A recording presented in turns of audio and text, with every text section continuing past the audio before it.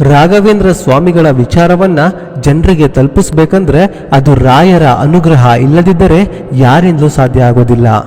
ಆದ್ರಿಂದ ಈ ಒಂದು ವಿಡಿಯೋನ ಮಧ್ಯದಲ್ಲಿ ಸ್ಕಿಪ್ ಮಾಡದೆ ತಾಳ್ಮೆಯಿಂದ ಸಂಪೂರ್ಣವಾಗಿ ನೋಡಿ. ಖಂಡಿತವಾಗ್ಲೂ ಹೇಳ್ತೀನಿ, ಈ ಒಂದು ವಿಡಿಯೋ ಮುಗಿಯುವಷ್ಟರಲ್ಲಿ ನಿಮ್ಮೊಳಗೆ ಒಂದು ಬದಲಾವಣೆ ಖಂಡಿತವಾಗ್ಲೂ ಹಾಗೆ ಆಗಿರುತ್ತೆ. ರಾಯರಿದ್ದಾರೆ. ಹಾಯ್ ಸ್ನೇಹಿತರೆ, ಹೇಗಿದ್ದೀರಾ? Welcome to story plus Kannada. Raghavendra ಸ್ವಾಮಿಗಳು ಎಂದರೆ ಎಷ್ಟೋ ಜನರಿಗೆ ಭಕ್ತಿ, ನಂಬಿಕೆ ಮತ್ತೆ ಪವಾಡಗಳ ಸಂಕೇತ. ಆದರೆ ಸ್ನೇಹಿತರೆ, ರಾಘವೇಂದ್ರ ಎಂಬ ಹೆಸರಿನ ನಿಜವಾದ ಅರ್ಥ ಏನು? ಅವರು ಯಾಕೆ ಅಷ್ಟೊಂದು ಮಹಾನ್ ಜ್ಞಾನಿಯಾಗಿದ್ದರು? ಅವರ ಜೀವನದ ಹಿಂದೆ ಇದ್ದ ನಿಜವಾದ ಕತೆ ಏನು? ಈ ಎಲ್ಲ ಪ್ರಶ್ನೆಗಳಿಗೂ ಉತ್ತರ ಸಿಗುತ್ತಾ ಹೋದಂತೆ ಅವರ ಜೀವನ ನಮ್ಮೆಲ್ಲರಿಗೂ ಒಂದು ದೊಡ್ಡ ಪಾಠ ಅನ್ನೋದು ನಮಗೆಲ್ಲರಿಗೂ ಗೊತ್ತಾಗುತ್ತದೆ. ಹಾಗಾದ್ರೆ ಇಂತಹ ಅಪರೂಪದಲ್ಲೇ ಅಪರೂಪದ ಮಹಾನ್ ಚೇತನರಾದ ದೈವ ಸಂಕೇತರಾದ ನಿಮ್ಮೆಲ್ಲರ ಆರಾಧ್ಯ ದೈವ ರಾಘವೇಂದ್ರ ಸ್ವಾಮಿಗಳ ಬಗ್ಗೆ ಈ ವಿಡಿಯೋದಲ್ಲಿ ತಿಳ್ಕೊಳ್ಳೋಣ. ಅದಕ್ಕಿಂತ ಮುಂಚೆ ನೀವೇನಾದ್ರೂ ರಾಘವೇಂದ್ರ ಸ್ವಾಮಿಗಳ ಭಕ್ತರಾಗಿದ್ದರೆ ಈಗಲೇ ಕಮೆಂಟ್ ಬಾಕ್ಸ್ನಲ್ಲಿ ರಾಯರಿದ್ದಾರೆ ಎಂದು ಕಮೆಂಟ್ ಮಾಡಿ. ನಮ್ಮ ಸ್ಟೋರಿ ಪ್ಲಸ್ ಕನ್ನಡ ಚಾನಲ್ಗೆ ನೀವಿನ್ನೂ ಸಬ್ಸ್ಕ್ರೈಬ್ ಆಗಿಲ್ಲ ಅಂದ್ರೆ ದಯವಿಟ್ಟು ಈಗಲೇ ಸಬ್ಸ್ಕ್ರೈಬ್ ಆಗಿ ಸ್ನೇಹಿತರೆ. ರಾಘವೇಂದ್ರ ಅನ್ನೋ ಹೆಸರಿನ ಅರ್ಥ ತಿಳ್ಕೊಳ್ಳೋಣ. ರಾಘವೇಂದ್ರ ಅಂದ್ರೆ ಸಾಮಾನ್ಯ ಹೆಸರಲ್ಲ. ಈ ಹೆಸರು ಸ್ವತಃ ರಾಮನ ಹೆಸರೇ ಆಗಿದೆ. ರಘುವಂಶದಲ್ಲಿ ಹುಟ್ಟಿದ ಶ್ರೇಷ್ಠನಾದ ಶ್ರೀರಾಮನನ್ನ ರಾಘವ ಎಂದು ಕರೆಯುತ್ತಾರೆ. ಅದೇ ರಾಘವನಿಗೆ ಇಂದ್ರ ಎಂಬ ಅರ್ಥ ಸೇರಿಸಿ ರಾಘವೇಂದ್ರ ಎಂಬ ಹೆಸರು ಬಂದಿದೆ. ಅಂದರೆ ರಘುವಂಶದಲ್ಲಿ ಶ್ರೇಷ್ಠನಾದವನು, ಧರ್ಮವನ್ನ ಕಾಪಾಡುವವನು ಎನ್ನುವ ಅರ್ಥ ಈ ಹೆಸರಿನಲ್ಲಿದೆ. ಅದಕ್ಕೆ ರಾಘವೇಂದ್ರ ಸ್ವಾಮಿಗಳ ಹೆಸರನ್ನ ಕೇಳಿದಾಗ ಭಕ್ತಿಯ ಜೊತೆಗೆ ಶ್ರೀರಾಮನ ನೆನಪು ಬರುತ್ತದೆ. ಇನ್ನೊಂದು ವಿಶೇಷ ವಿಷಯ ಏನಂದ್ರೆ, ರಾಘವೇಂದ್ರ ಸ್ವಾಮಿಗಳ ಜೀವನದ ಆರಂಭವೇ ತಿರುಪತಿ ಶ್ರೀನಿವಾಸನ ಕೃಪೆಯಿಂದ ಆಗಿದೆ ಎಂದು ಹೇಳಲಾಗುತ್ತದೆ. ರಾಘವೇಂದ್ರ ಸ್ವಾಮಿಗಳ ತಂದೆ ತಿಮ್ಮಣ್ಣಾಚಾರ್ಯರು ಶ್ರೀನಿವಾಸ ದೇವರ ಅಪಾರ ಭಕ್ತರಾಗಿದ್ದರು. ಅವರಿಗೆ ಸಂತಾನ ಬೇಕೆಂದು ಅವರು ಭಗವಂತನಲ್ಲಿ ಬಹಳ ಭಕ್ತಿಯಿಂದ ಪ್ರಾರ್ಥಿಸಿದರು. ಆ ಭಕ್ತಿಗೆ ಫಲವಾಗಿ ಒಬ್ಬ ಪುತ್ರ ಜನಿಸುತ್ತಾನೆ. ಆ ಮಗುವಿಗೆ ಅವರು ವೆಂಕಟನಾಥ ಎಂದು ಹೆಸರು ಇಡ್ತಾರೆ. ಯಾಕಂದ್ರೆ ಅದು ಸ್ವತಃ ತಿರುಪತಿ ತಿಮ್ಮಪ್ಪನ ಮತ್ತೊಂದು ಹೆಸರು. ಹೀಗಾಗಿ ರಾಘವೇಂದ್ರ ಸ್ವಾಮಿಯ ಮೂಲ ಹೆಸರು ವೆಂಕಟನಾಥ. ಹಳ್ಳಿಗಳಲ್ಲಿ ಈಗಲೂ ಒಂದು ಮಾತು ಕೇಳಿ ಬರುತ್ತದೆ, ದೇವರು ಅಂದ್ರೆ ತಿರುಪತಿ ತಿಮ್ಮಪ್ಪ, ಗುರು ಅಂದ್ರೆ ಮಂಚಾಲೆ ರಾಘಪ್ಪ. ಈ ಮಾತಿನ ಹಿಂದೆ ದೊಡ್ಡ ಅರ್ಥ ಇದೆ ಸ್ನೇಹಿತರೆ. ದೇವರಲ್ಲಿ ವಿಷ್ಣುವಿಗೆ ಇರುವ ಸ್ಥಾನ ಹೇಗೋ ಗುರುಗಳಲ್ಲಿ ರಾಘವೇಂದ್ರ ಸ್ವಾಮಿಗಳಿಗೆ ಭಕ್ತರು ಅಷ್ಟೇ ಶ್ರೇಷ್ಠ ಸ್ಥಾನ ಕೊಡುತ್ತಾರೆ. ಸ್ನೇಹಿತರೆ, ನಿಮ್ಮಲ್ಲಿ ಹಲವಾರು ಜನರಿಗೆ ಈ ಒಂದು ಪ್ರಶ್ನೆ ಬಂದಿರಬಹುದು ಅಲ್ವಾ, ಮಂತ್ರಾಲಯದ ಮೂಲ ರಾಮ ಯಾರು ಅಂತ? ಅವರ ಇತಿಹಾಸ ಏನು ನಿಮಗೆ ಗೊತ್ತಾ? ಇದು ಸಾಮಾನ್ಯ ಮೂರ್ತಿ ಅಲ್ಲ. ಈ ಮೂರ್ತಿಯ ಇತಿಹಾಸ ಸಾವಿರಾರು ವರ್ಷಗಳ ಹಿಂದಿನದ್ದು ಎಂದು ಹೇಳಲಾಗುತ್ತದೆ. ಬ್ರಹ್ಮದೇವರು ಸತ್ಯಲೋಕದಲ್ಲಿ ಪ್ರತಿದಿನ ಭಗವಂತನ ಪೂಜೆ ಮಾಡುತ್ತಿದ್ದರು. ಆಗ ಅವರಿಗೆ ಶ್ರೀರಾಮನ ಮೂಲ ರೂಪದ ದರ್ಶನ ಆಗುತ್ತದೆ. ಆ ದರ್ಶನದ ಆಧಾರದ ಮೇಲೆ ವಿಶ್ವಕರ್ಮನಿಂದ ಒಂದು ವಿಶೇಷ ಮೂರ್ತಿಯನ್ನ ತಯಾರಿಸುತ್ತಾರೆ. ಆ ಮೂರ್ತಿಯನ್ನೇ ಬ್ರಹ್ಮದೇವರು ತಮ್ಮ ಕೈಯಿಂದ ಪೂಜೆ ಮಾಡುತ್ತಿದ್ದರು. ಅದಕ್ಕೆ ಆ ಮೂರ್ತಿಗೆ ಮೂಲರಾಮ ಎಂದು ಹೆಸರು ಬಂತು. ನಂತರ ಈ ಮೂರ್ತಿಯನ್ನ ಅನೇಕ ಮಹಾನುಭಾವರು ಪೂಜೆ ಮಾಡಿದರು.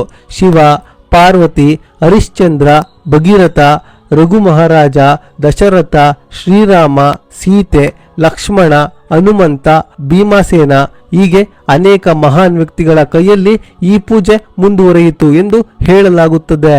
ಕಾಲ ಕಳೆದಂತೆ ಆ ಮೂಲರಾಮನ ಮೂರ್ತಿ ಕಳಿಂಗ ದೇಶದ ಅರಸನ ಖಜಾನೆಗೆ ಸೇರಿತು. ಆ ಸಮಯದಲ್ಲಿ ಶ್ರೀ ಮಾದಾಚಾರ್ಯರು ದೇಶದಾದ್ಯಂತ ಸಂಚರಿಸಿ ಧರ್ಮದ ಸಂದೇಶವನ್ನ ಸಾರುತ್ತಿದ್ದರು. ಒಂದು ದಿನ ಅವರು ಕಳಿಂಗ ದೇಶಕ್ಕೆ ಬಂದರು. ಅಲ್ಲಿ ನಡೆದ ದೊಡ್ಡ ವಿದ್ವಾನ್ ಸಭೆಯಲ್ಲಿ ತಮ್ಮ ಜ್ಞಾನದಿಂದ ಎಲ್ಲರನ್ನ ಮೆಚ್ಚಿಸಿದರು. ಆ ಸಭೆಯಲ್ಲಿ ಇದ್ದ ನರಹರಿ ತೀರ್ಥರು ಶ್ರೀ ಮಾದಾಚಾರ್ಯರ ಪಾಂಡಿತ್ಯವನ್ನ ನೋಡಿ ಅವರ ಶಿಷ್ಯರಾದರು. ಗುರುದಕ್ಷಿಣೆಗಾಗಿ ಏನು ಬೇಕು ಎಂದು ಕೇಳಿದಾಗ ಶ್ರೀ ಮಾದಾಚಾರ್ಯರು ಸಂಪತ್ತು, ಬಂಗಾರ ಅಥವಾ ಬೇರೆ ಯಾವ ವಸ್ತುಗಳನ್ನು ಕೇಳಲಿಲ್ಲ. ಅದರ ಬದಲಾಗಿ ಅವರು ಕೇಳಿದ್ದು ಒಂದೇ ಒಂದು, ನಿಮ್ಮ ಬಳಿ ಇರುವ ಮೂಲರಾಮನ ಮೂರ್ತಿಯನ್ನ ನನಗೆ ಕೊಡಿ ಎಂದು. ನರಹರಿ ತೀರ್ಥರು ಭಕ್ತಿಯಿಂದ ಆ ಮೂರ್ತಿಯನ್ನ ಶ್ರೀ ಮಾದಾಚಾರ್ಯರಿಗೆ ಸಮರ್ಪಿಸಿದರು. ಅಲ್ಲಿಂದ ಆ ಮೂಲರಾಮನ ಪೂಜೆ ಮಠದ ಪರಂಪರೆಯಲ್ಲಿ ಮುಂದುವರಿಯಿತು. ಇಂದಿಗೂ ಆ ಮೂಲರಾಮನ ಮೂರ್ತಿಯನ್ನ ಮಠದಲ್ಲಿ ಅತ್ಯಂತ ಭಕ್ತಿಯಿಂದ ಪೂಜೆ ಮಾಡಲಾಗುತ್ತದೆ. ಈ ಕಾರಣಕ್ಕೆ ಮೂಲರಾಮನಿಗೆ ರಾಘವೇಂದ್ರ ಸ್ವಾಮಿಗಳ ಜೀವನದಲ್ಲಿ ಬಹಳ ವಿಶೇಷ ಸ್ಥಾನವಿದೆ. ಸ್ನೇಹಿತರೆ, ನಮ್ಮ ದೇಶವನ್ನ ದೇವಭೂಮಿ ಎಂದು ಏಕೆ ಕರೆಯುತ್ತಾರೆ ಅನ್ನೋದಕ್ಕೆ ಇದೇ ಒಂದು ಕಾರಣ. ಇಲ್ಲಿ ಕೇವಲ ದೇವಾಲಯಗಳು ಮಾತ್ರ ಇಲ್ಲ, ಸಾವಿರಾರು ವರ್ಷಗಳಿಂದ ಬಂದಿರುವ ಭಕ್ತಿ, ಗುರು ಪರಂಪರೆ ಮತ್ತು ಆಧ್ಯಾತ್ಮಿಕ ಪರಂಪರೆ ಇಂದಿಗೂ ಜೀವಂತವಾಗಿದೆ. ಕೆಲವರು ಬೇರೆ ದೇಶಗಳಲ್ಲಿ ಸ್ವಚ್ಛತೆ ಹೆಚ್ಚು ಎಂದು ಹೇಳುತ್ತಾರೆ, ಅದು ನಿಜವೂ ಇರಬಹುದು. ಆದರೆ ನಮ್ಮ ಭಾರತಕ್ಕೆ ಇರುವ ದೊಡ್ಡ ಸಂಪತ್ತು ಪವಿತ್ರತೆ. ಇಲ್ಲಿ ಪ್ರತಿಯೊಂದು ಪವಿತ್ರ ಕ್ಷೇತ್ರ, ಪ್ರತಿಯೊಂದು ನದಿ, ಪ್ರತಿಯೊಂದು ಗುರು ಪರಂಪರೆ ಜನರ ಬದುಕಿಗೆ ಹೊಸ ನಂಬಿಕೆಯನ್ನ ನೀಡುತ್ತಾ ಬಂದಿದೆ. ಅದೇ ಪರಂಪರೆಯಲ್ಲಿ ಶ್ರೀ ರಾಘವೇಂದ್ರ ಸ್ವಾಮಿಗಳ ಹೆಸರು ಇಂದಿಗೂ ಕೋಟ್ಯಾಂತರ ಜನರ ಹೃದಯದಲ್ಲಿ ಅಚ್ಚಳಿಯದೆ ಉಳಿದಿದೆ. ಅವರ ಜೀವನದಲ್ಲಿ ನಡೆದ ಪವಾಡಗಳು ಎಷ್ಟು ದೊಡ್ಡದೋ ಅದಕ್ಕಿಂತ ದೊಡ್ಡದು ಅವರ ಜ್ಞಾನ, ವಿನಯ ಮತ್ತು ಭಗವಂತನ ಮೇಲೆ ಅಚಲವಾದ ನಂಬಿಕೆ. ಇದೇ ಅವರ ಜೀವನವನ್ನ ಇತರ ಮಹಾನುಭಾವರಿಂದ ವಿಭಿನ್ನವಾಗಿಸಿತು. ರಾಘವೇಂದ್ರ ಸ್ವಾಮಿಗಳ ಜೀವನದ ಮತ್ತೊಂದು ದೊಡ್ಡ ವಿಶೇಷ ಅಂದ್ರೆ ಅವರು ಚಿಕ್ಕ ವಯಸ್ಸಿನಿಂದಲೇ ಸಾಮಾನ್ಯ ಮಕ್ಕಳಂತಿರಲಿಲ್ಲ. ಸ್ನೇಹಿತರೆ, ಓದಿನ ಮೇಲೆ ಇದ್ದ ಆಸಕ್ತಿ, ನೆನಪಿನ ಶಕ್ತಿ ಮತ್ತೆ ಶಾಸ್ತ್ರಗಳ ಬಗ್ಗೆ ಇದ್ದ ತಿಳುವಳಿಕೆ ಎಲ್ಲರನ್ನ ಆಶ್ಚರ್ಯಪಡಿಸುತ್ತಿತ್ತು. ಆದರೆ ಸ್ನೇಹಿತರೆ, ಈ ಜ್ಞಾನ ಒಂದೇ ಜನ್ಮದಲ್ಲಿ ಬಂದಿದ್ದಲ್ಲ ಎಂದು ಗುರು ಪರಂಪರೆಯಲ್ಲಿ ಹೇಳಲಾಗುತ್ತದೆ. ಇದರ ಹಿಂದೆ ಹಲವು ಜನ್ಮಗಳ ಕಥೆ ಇದೆ. ಸತ್ಯಲೋಕದಲ್ಲಿ ಬ್ರಹ್ಮದೇವರು ಪ್ರತಿದಿನ ಭಗವಂತನ ಪೂಜೆ ಮಾಡುತ್ತಿದ್ದರು. ಆ ಪೂಜೆಗೆ ಶಂಕುಕರ್ಣ ಎಂಬ ಭಕ್ತ ಸೇವೆ ಮಾಡುತ್ತಿದ್ದನು. ಒಂದು ದಿನ ಬ್ರಹ್ಮದೇವರ ಆಜ್ಞೆಯಂತೆ ಶಂಕುಕರ್ಣ ಭೂಲೋಕದಲ್ಲಿ ಜನ್ಮ ತಾಳಬೇಕಾದ ಸಮಯ ಬರುತ್ತದೆ. ಅವನೇ ನಂತರ ಹಿರಣ್ಯಕಶಿಪುವಿನ ಮಗನಾಗಿ ಪ್ರಹ್ಲಾದನಾಗಿ ಜನಿಸುತ್ತಾನೆ. ಎಷ್ಟೇ ಕಷ್ಟ ಬಂದರೂ, ಎಷ್ಟೇ ಹಿಂಸೆ ಅನುಭವಿಸಿದರೂ ಭಗವಂತನ ಮೇಲಿನ ನಂಬಿಕೆಯನ್ನ ಪ್ರಹ್ಲಾದ ಎಂದಿಗೂ ಬಿಡಲಿಲ್ಲ. ಅದೇ ಪ್ರಹ್ಲಾದ ಮುಂದೆ ವ್ಯಾಸರಾಜರಾಗಿ ಅವತರಿಸುತ್ತಾರೆ. ಅದರ ನಂತರದ ಜನ್ಮದಲ್ಲೇ ರಾಘವೇಂದ್ರ ಸ್ವಾಮಿಗಳಾಗಿ ಲೋಕಕ್ಕೆ ಬಂದರು ಎಂದು ಪರಂಪರೆ ಹೇಳುತ್ತದೆ. ಅದಕ್ಕೆ ಅವರು ಬಾಲ್ಯದಿಂದಲೇ ಅಪಾರ ಜ್ಞಾನ, ಭಕ್ತಿ ಮತ್ತು ಆತ್ಮವಿಶ್ವಾಸ ಇತ್ತು ಎಂದು ಭಕ್ತರು ನಂಬುತ್ತಾರೆ. ಸ್ನೇಹಿತರೆ, ಹಲವರು ರಾಘವೇಂದ್ರ ಸ್ವಾಮಿಗಳ ಜೀವನದಲ್ಲಿ ನಡೆದ ಪವಾಡಗಳ ಬಗ್ಗೆ ಹೆಚ್ಚು ಮಾತನಾಡ್ತಾರೆ. ಆದರೆ ಅವರು ಪವಾಡಗಳನ್ನು ಮಾಡಿ ಹೆಸರು ಗಳಿಸಬೇಕು ಅನ್ನೋ ಆಸೆಯಿಂದ ಯಾವತ್ತೂ ಬದುಕಲಿಲ್ಲ. ಅವರಿಗೆ ಮುಖ್ಯವಾದದ್ದು ಒಂದೇ ಒಂದು, ಜನರಲ್ಲಿ ಧರ್ಮದ ಮೇಲಿನ ನಂಬಿಕೆ ಹೆಚ್ಚಾಗಬೇಕು. ಭಗವಂತನನ್ನು ಭಕ್ತಿಯಿಂದ ನೆನೆಸಿದರೆ ಆತ ಎಂದಿಗೂ ಕೈ ಬಿಡುವುದಿಲ್ಲ ಅನ್ನೋ ವಿಶ್ವಾಸ ಜನರ ಮನಸ್ಸಿನಲ್ಲಿ ಮೂಡಬೇಕು. ಅವರ ಜೀವನದಲ್ಲಿ ನಡೆದ ಅನೇಕ ಘಟನೆಗಳು ಜನರು ಪವಾಡ ಎಂದು ನೋಡುತ್ತಾರೆ. ಆದರೆ ರಾಘವೇಂದ್ರ ಸ್ವಾಮಿಗಳು ಅದನ್ನೆಲ್ಲ ತಮ್ಮ ಶಕ್ತಿ ಎಂದು ಎಂದಿಗೂ ಹೇಳಲಿಲ್ಲ. ಅದು ಭಗವಂತನ ಕೃಪೆ ಅಷ್ಟೇ ಎಂದು ನಂಬುತ್ತಿದ್ದರು. ಇದನ್ನೆಲ್ಲ ಹೇಳುವುದಕ್ಕೆ ಕಾರಣ ಇದೆ ಸ್ನೇಹಿತರೆ. ಅವರು ಬಡತನ ಅಂದ್ರೆ ಏನು ಅನ್ನೋದನ್ನ ತುಂಬಾ ಹತ್ತಿರದಿಂದ ನೋಡಿದವರು. ಮದುವೆಯಾದ ನಂತರ ಸ್ವಲ್ಪ ಸಮಯ ಚೆನ್ನಾಗಿತ್ತು. ಗುರುಗಳ ಆಶೀರ್ವಾದದಿಂದ ವಾಸಕ್ಕೆ ಮನೆ ಕೂಡ ಸಿಕ್ಕಿತ್ತು. ಆದರೆ ಕಾಲ ಬದಲಾಯಿತು. ಒಂದೊಂದಾಗಿ ಎಲ್ಲವೂ ಕೈತಪ್ಪತೊಡಗಿತು. ಮನೆಯಲ್ಲಿ ತಿನ್ನಲು ಆಹಾರ ಇಲ್ಲದ ದಿನಗಳು ಬಂದವು. ವಾರದಲ್ಲಿ 2-3 ದಿನ ಬರೀ ಉಪವಾಸವೇ ಇರಬೇಕಾದ ಸಂದರ್ಭಗಳು ಬಂದಿವೆ ಎಂದು ಹೇಳಲಾಗುತ್ತದೆ. ಆದರೆ ಆಶ್ಚರ್ಯ ಏನು ಗೊತ್ತಾ ಸ್ನೇಹಿತರೆ, ಎಷ್ಟೇ ಕಷ್ಟ ಬಂದರೂ ಅವರು ಯಾರ ಮನೆ ಬಾಗಿಲಿಗೂ ಹೋಗಿ ಏನನ್ನೂ ಕೇಳಲಿಲ್ಲ, ಯಾರ ಮುಂದೆಯೂ ಕೈ ಚಾಚಲಿಲ್ಲ. ಇದು ನನ್ನ ಇಂದಿನ ಕರ್ಮದ ಫಲ ಇರಬಹುದು, ಭಗವಂತನ ಇಚ್ಛೆ ಇದೇ ಇರಬಹುದು ಎಂದು ಮನಸ್ಸನ್ನ ಸಮಾಧಾನ ಪಡಿಸಿಕೊಳ್ತಿದ್ರು. ಅಷ್ಟೇ ಅಲ್ಲ, ಭಗವಂತನನ್ನು ಒಂದು ದಿನವೂ ದೂರಲಿಲ್ಲ. ಒಂದು ದಿನವೂ ನನಗೆ ಯಾಕೆ ಇಷ್ಟು ಕಷ್ಟ ಎಂದು ಪ್ರಶ್ನಿಸಲಿಲ್ಲ.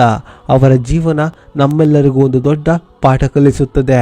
ಕಷ್ಟ ಬಂದಾಗ ದೇವರನ್ನ ದೂರುವುದು ತುಂಬ ಸುಲಭ. ಆದರೆ ಕಷ್ಟದಲ್ಲೂ ನಂಬಿಕೆಯನ್ನ ಉಳಿಸಿಕೊಳ್ಳಲು ಎಲ್ಲರಿಂದಲೂ ಸಾಧ್ಯವಾಗುವುದಿಲ್ಲ. ರಾಘವೇಂದ್ರ ಸ್ವಾಮಿಗಳು ಅದನ್ನೇ ತಮ್ಮ ಜೀವನದಲ್ಲಿ ಮಾಡಿ ತೋರಿಸಿದರು. ಅವರ ಬದುಕಿನ ನಿಜವಾದ ಮಹತ್ವ ಅಲ್ಲಿಂದಲೇ ಶುರುವಾಗುತ್ತದೆ. ಒಮ್ಮೆ ಅವರ ಮನೆಯಲ್ಲಿ ಪರಿಸ್ಥಿತಿ ಎಷ್ಟರ ಮಟ್ಟಿಗೆ ಕಷ್ಟಕರವಾಗುತ್ತದೆ ಅಂದ್ರೆ ಒಂದು ಹನಿ ಹಾಲು ಕೂಡ ಇರಲಿಲ್ಲ ಸ್ನೇಹಿತರೆ. ಆ ದಿನ ಮನೆಯಲ್ಲಿದ್ದವರು ಎಲ್ಲರೂ ಹಸಿದೇ ಇದ್ದರು. ಅವರ ಪತ್ನಿ ಸರಸ್ವತಿ ಅಮ್ಮನವರಿಗೆ ತುಂಬ ದುಃಖವಾಯಿತು. ಮನೆಯಲ್ಲಿ ಸ್ವಲ್ಪ ಹಾಲಾದರೂ ಇದ್ದಿದ್ದರೆ ದೇವರಿಗೆ ನೈವೇದ್ಯ ಮಾಡಿ ಮಗುವಿಗೆ ಕುಡಿಸಬಹುದಿತ್ತು. ಆದರೆ ಈಗ ದೇವರಿಗೆ ನೈವೇದ್ಯವೂ ಇಲ್ಲ, ಮಗು ಕೂಡ ಹಸಿದೇ ಇದೆ ಎಂದು ಕಣ್ಣೀರಿಟ್ಟರು. ಇಂಥ ಪರಿಸ್ಥಿತಿಯಲ್ಲಿ ಯಾರಿಗಾದರೂ ದೇವರ ಮೇಲೆ ಬೇಸರ ಆಗುತ್ತದೆ. ಆದರೆ ವೆಂಕಟನಾಥರು ಹಾಗೆ ಮಾಡಲಿಲ್ಲ. ಅವರು ತುಂಬ ಶಾಂತವಾಗಿ ಇದಕ್ಕೆ ಯಾಕೆ ಬೇಸರ ಮಾಡಬೇಕು, ನಮ್ಮ ಕೈಯಲ್ಲಿ ಏನಿದೆಯೋ ಅದರಲ್ಲೇ ದೇವರನ್ನ ನೆನೆಯೋಣ ಎಂದರು. ನಂತರ ತುಳಸಿ ಎಲೆಗಳನ್ನು ತೆಗೆದುಕೊಂಡು ಸಹಸ್ರ ತುಳಸಿ ಅರ್ಚನೆ ಮಾಡಲು ಶುರು ಮಾಡಿದರು. ಹೊಟ್ಟೆಯಲ್ಲಿ ಊಟ ಇರಲಿಲ್ಲ, ಆದರೂ ಮನಸ್ಸಿನಲ್ಲಿ ಭಕ್ತಿ ಮಾತ್ರ ಕಡಿಮೆಯಾಗಲಿಲ್ಲ. ಸ್ನೇಹಿತರೆ, ಇದೇ ನಿಜವಾದ ಭಕ್ತಿ. ಸೌಕರ್ಯ ಇದ್ದಾಗ ದೇವರನ್ನ ನೆನಪಿಸಿಕೊಳ್ಳೋದು ಸುಲಭ, ಆದರೆ ಏನು ಇಲ್ಲದಿದ್ದಾಗಲೂ ಅದೇ ಭಕ್ತಿಯನ್ನ ಉಳಿಸಿಕೊಳ್ಳೋದು ಎಲ್ಲರಿಂದಲೂ ಸಾಧ್ಯವಾಗುವುದಿಲ್ಲ. ಸ್ನೇಹಿತರೆ, ಮುಂದಿನ ವಿಡಿಯೋದಲ್ಲಿ ರಾಘವೇಂದ್ರ ಸ್ವಾಮಿಗಳ ಜೀವನದ ಬಗ್ಗೆ ಇನ್ನೂ ಹಲವಾರು ಮಾಹಿತಿಗಳನ್ನು ತಿಳ್ಕೊಳ್ಳೋಣ. ನಿಮಗೆ ಮುಂದುವರೆದ ಭಾಗ ಬೇಕು ಎಂದರೆ ಪಾರ್ಟ್ 2 ಎಂದು ಕಮೆಂಟ್ ಮಾಡಿ. ವಿಡಿಯೋ ಇಷ್ಟವಾಗಿದ್ದರೆ ಲೈಕ್ ಮಾಡಿ, ಚಾನಲ್ ಅನ್ನ ಸಬ್ಸ್ಕ್ರೈಬ್ ಮಾಡ್ಕೊಳ್ಳೋದನ್ನ ಮರಿಬೇಡಿ. ಸಿಗ್ತೀನಿ ಮುಂದಿನ ಆಸಕ್ತಿಕರ ವಿಡಿಯೋದಲ್ಲಿ. ಧನ್ಯವಾದಗಳು.